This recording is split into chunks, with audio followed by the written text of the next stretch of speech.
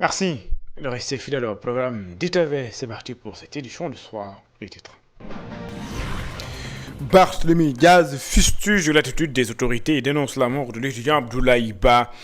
Le leader du Sénégal, Soumbédioune Bokk, s'en prend également membre du gouvernement sur la gestion de la crise universitaire et la grève des enseignants. Il propose plusieurs pistes de solutions. Dans cette édition également, nous allons parler de la protection des enfants. Retenez au Sénégal, malgré des avancées notables enregistrées ces dernières années, le projet d'appui à la protection des enfants victimes de violations de leurs droits estime qu'il faut renforcer davantage les moyens pour mieux protéger ces couches vulnérables. Affaire des homosexuels, mais également de la divulgation du statut sérologique. Certains citoyens divisés sur cette question, si d'aucuns pensent qu'il faut divulguer leur statut, d'autres estiment que le secret médical doit être sacré. Voilà pour les titres. Le développement, c'est dans une poignée de secondes.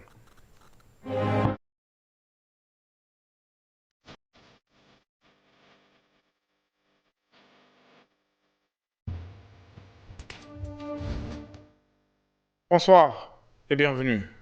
Barthélemy Diaz s'attaque au gouvernement. Le leader de Sénégal, Soumbédioune Bokk, fustige l'attitude des autorités et dénonce également la mort de l'étudiant Abdoulaye Ba.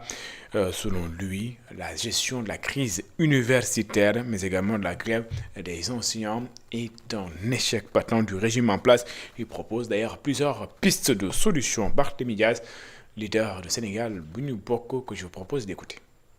Je voudrais le dire avec force, ce que nous avons vu à l'université Cheikh Anta Diop de Dakar sera puni et sanctionné. Vu des policiers entrer en plein jour avec du matériel lourd, accompagnés d'une élite spéciale de la police, en l'occurrence la brigade d'intervention polyvalente. On les a vus défoncer les pavillons et la suite, nous la connaissons. Ces actes seront punis.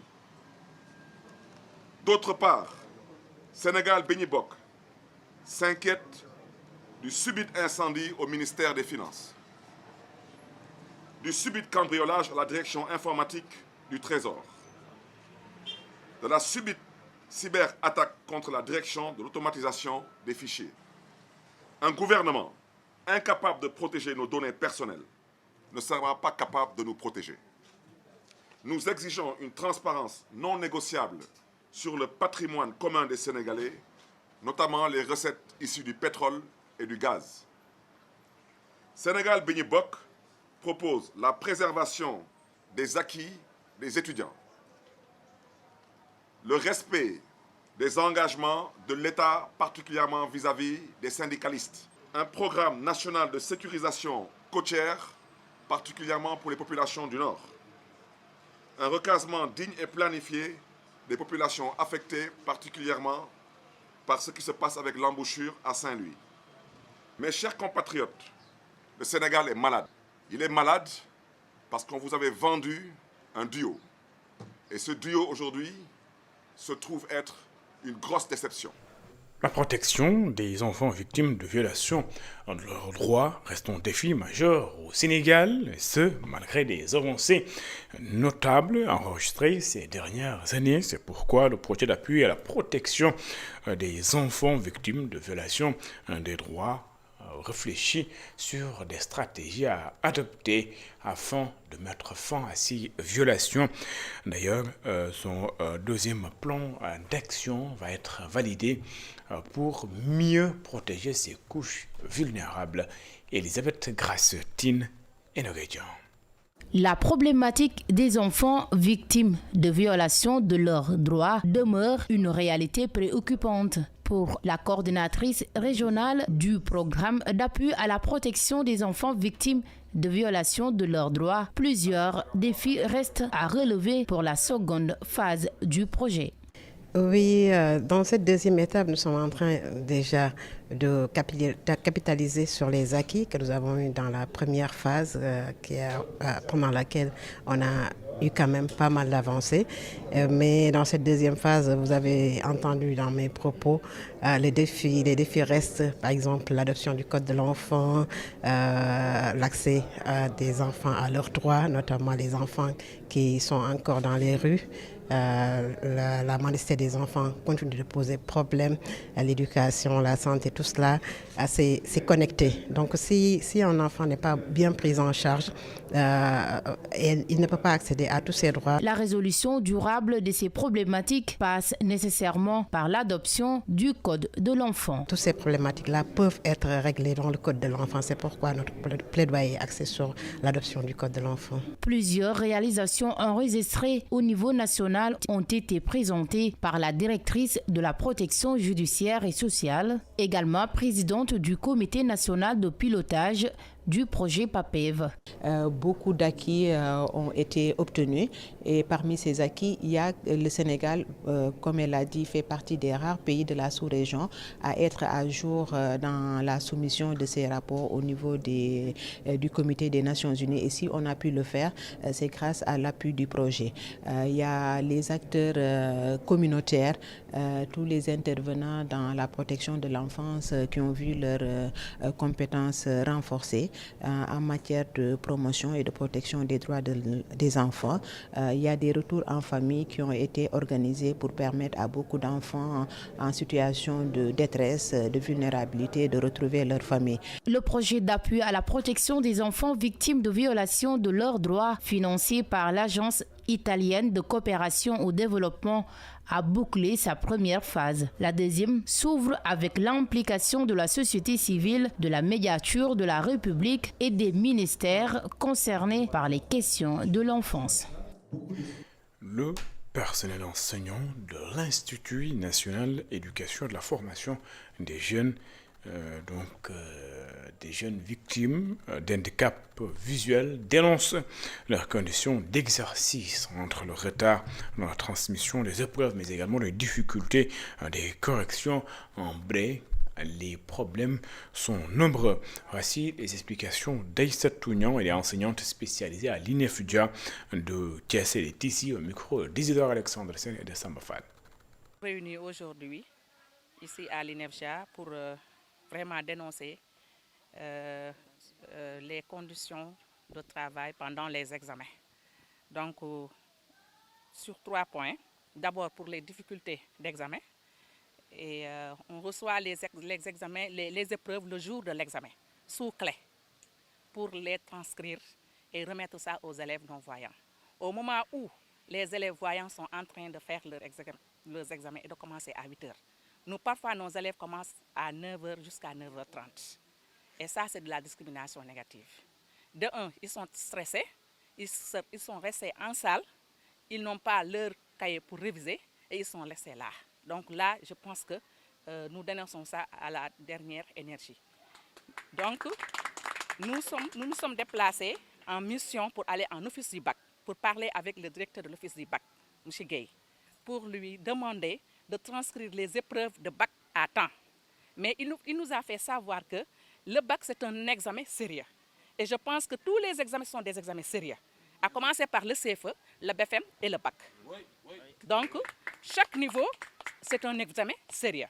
Mais il nous a fait part que le bac, c'est un examen sérieux et il a peur des fuites. Et je pense qu'il a affaire avec des personnes responsables. Nous sommes des transcripteurs, nous sommes des enseignants, nous savons la déontologie et la morale professionnelle. Donc, ce n'est pas à nous de divulguer les épreuves. Mais on ne transcrit pas les épreuves à temps. On nous donne le jour, la clé, pour transcrire les épreuves. Et si par malheur, il y a panne de machine, ou bien il y a coupure, ça sera vraiment de la catastrophe. Et vraiment ça, nous demandons vraiment à l'État, ou bien au ministère de l'Enseignement supérieur, ou bien aussi au directeur de l'office du bac, de transcrire les épreuves à temps. Donc, le deuxième point, c'est après les compositions. Nous prenons les copies en braille et nous restons à des heures très tardives. On nous convoque à 7 heures, on vient au centre Malissi à 7 heures et on ne quitte qu'à 23 heures. Parce qu'on ne peut pas laisser nos élèves, nos enfants, sont nos enfants. Le personnel donc de l'éducation, vous venez d'écouter donc les Aïssatou Nyan, elle est donc enseignante spécialisée à l'INEFJA. Il s'agit bien sûr des difficultés de transcription des épreuves, mais également des difficultés de correction en braille. Et puis, parlons donc de ce sujet qui occupe l'actualité.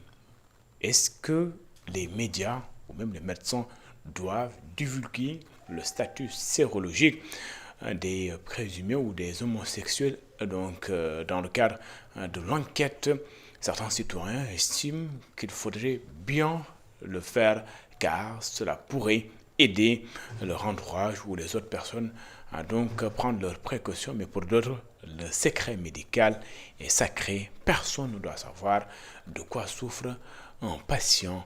Je vous propose de suivre ce micro-trottoir réalisé par Emilia Ndiaye et Moussa Dia.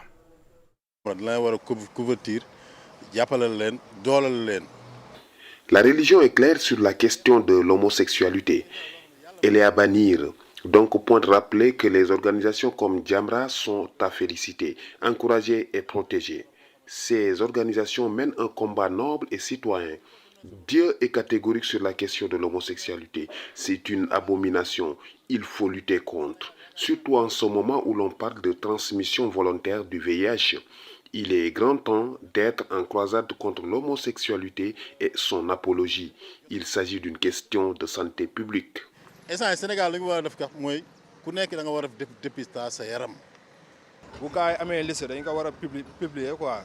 Le Premier ministre est totalement passé à côté sur la question. Nous soutenons Jamra et nous sommes pour la publication de la supposée liste pour arrêter la chaîne de transmission du VIH. Ousmane Sonko s'est trompé et je pense qu'il faut rectifier le tir. Personne a cette maladie et il le connaît. Il ne doit pas le faire disparaître aux autres gens parce que c'est de l'hypocrisie pour moi. Parce que c'est une maladie qu'on ne peut pas soigner définitivement. Donc le fait de le disperser aux autres personnes, c'est un peu de l'hypocrisie. Moi, je ne suis pas d'accord sur ce cas.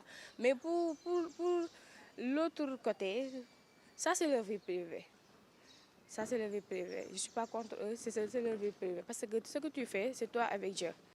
La carte sanitaire de la commune de Sangalkam s'élargit avec l'inauguration du poste de santé de Ndiakhirat, entièrement réalisé sur fonds propres. Le projet a bénéficié d'un financement de 50 millions de francs CFA, couvrant la construction de l'infrastructure, uniquement ainsi que l'acquisition d'une ambulance médicalisée. Pape Karsek. Dans le cadre du maillage de la commune de Sangalkam en infrastructure sanitaire, le maire a inauguré le poste de santé de Ndiakhirat qui polarise un nombre important de populations. Ndiakhirat polarise beaucoup de cités. Je cite Cité Assemblée, Cité Total, Cité Doudouba, Cité Manyangsek, Cité Gendarmerie, Cité Tchandoum et tant d'autres, pour citer que si. Ce nouveau poste de santé de proximité va considérablement réduire la pression que subit au quotidien le centre de santé de Sangalkam. La santé, étant une compétence transférée, demeure l'un des marqueurs de notre feuille de route tel que nous l'avions décliné dans notre programme de campagne dénommé 44-9-24 en 2022.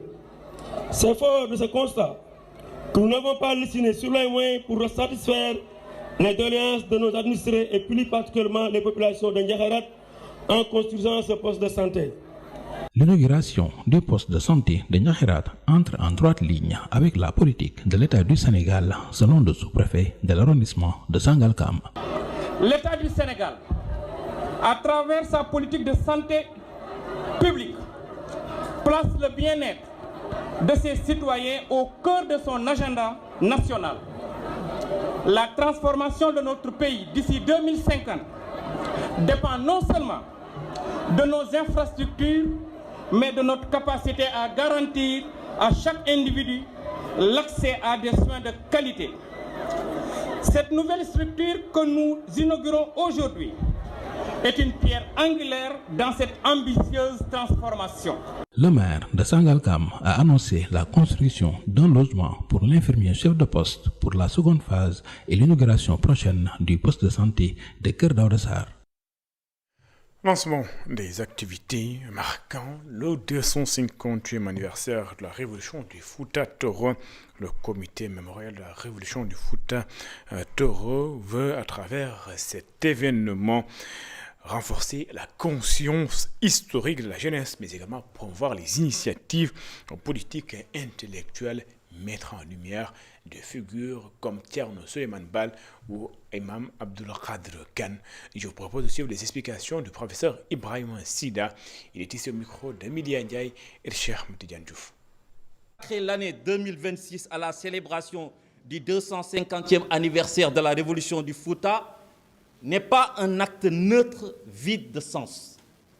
Il n'est pas non plus une simple mise en scène commémorative, ornementale et narcissique d'un épisode sans importance de notre histoire.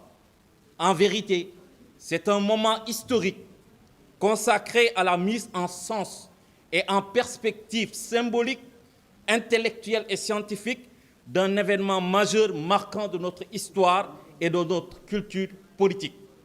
Ce moment présent ne saurait donc se limiter simplement à l'inauguration d'un monument. Nous ne commémorons pas seulement un événement. Nous ne célébrons pas uniquement un personnage qui en a été l'artisan.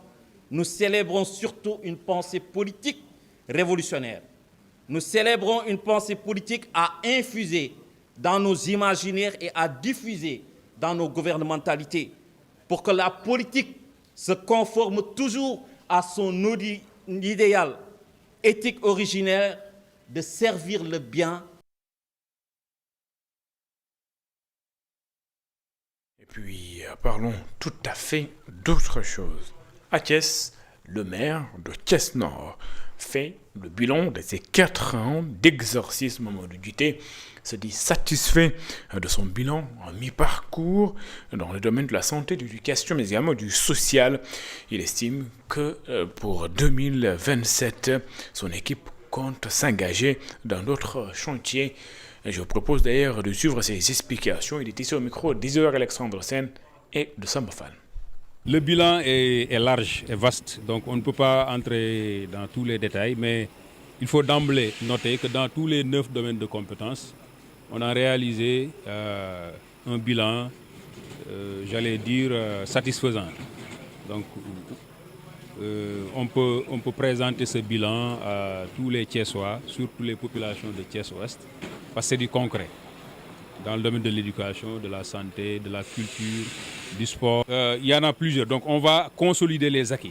Ce qu'on a réalisé dans l'éducation, la santé, le sport, on va les réaliser à nouveau, mais on va aller plus loin.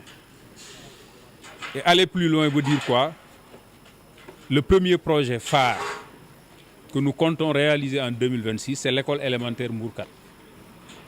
Donc on veut que dès la rentrée prochaine, que nos enfants, que nos neveux qui sont à Mbourkat puissent étudier dans une école qui est à côté de leur maison. Réaliser les voies, bien les routes qui vont permettre aux véhicules de pouvoir circuler sur Bartimé.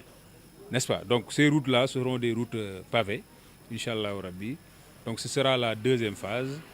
Nous comptons, avec l'aide de Dieu, avant la fin de l'année 2026, réceptionner ce projet phare de notre mandat. À Saraya, le conseil départemental dote 24 villages de moulins pour un coût global de 29 millions de francs CFA. C'est pour alléger la souffrance des femmes dans les zones rurales. Selon le président du conseil départemental de Saraya, Moussa Danfara, l'objectif est également de participer à l'autonomisation de ces femmes. Je vous propose d'ailleurs de l'écouter. Il est ici au micro d'Ibrahim Kaloga. Après avoir équipé les femmes en périmètre maraîcher au nombre de 8 dans le département de Saraya, nous avons procédé à la remise de grillages pour faciliter la clôture de certains périmètres maraîchers et accompagner les groupements de femmes dans le maraîchage. Nous avons pensé aussi à encadrer, à capaciter les femmes pour qu'elles puissent gérer leur groupement de femmes. Et dans le passé récent, nous avons procédé à des investissements en finançant des groupements de femmes pour qu'elles puissent aller vers l'autonomisation. Donc après tout cela, après tout ce constat, voyant que les femmes sont vraiment braves et qui ont envie vraiment de travailler, ça sent aussi que nos familles sont soutenues en majorité par les femmes. Nous avons pensé à les équiper par du matériel de transformation et diminuer la pénibilité quand même du corvée de nos femmes. Donc c'est pourquoi nous avons pensé à équiper les femmes de moulins à 1000 au nombre de 10 et de moulins à pâte d'arachide au nombre de 14. Donc qui vont être distribués dans les villages pour faciliter un peu les tâches quotidiennes des femmes dans le département de Saraya. C'est la fin de cette édition. Merci de l'avoir suivi. Excellent sur le programme sur les antennes d'ITV. Rendez-vous à 22h pour votre rendez-vous donc du Ramadan Iftar avec Didier Boubs et son équipe. À tout à l'heure.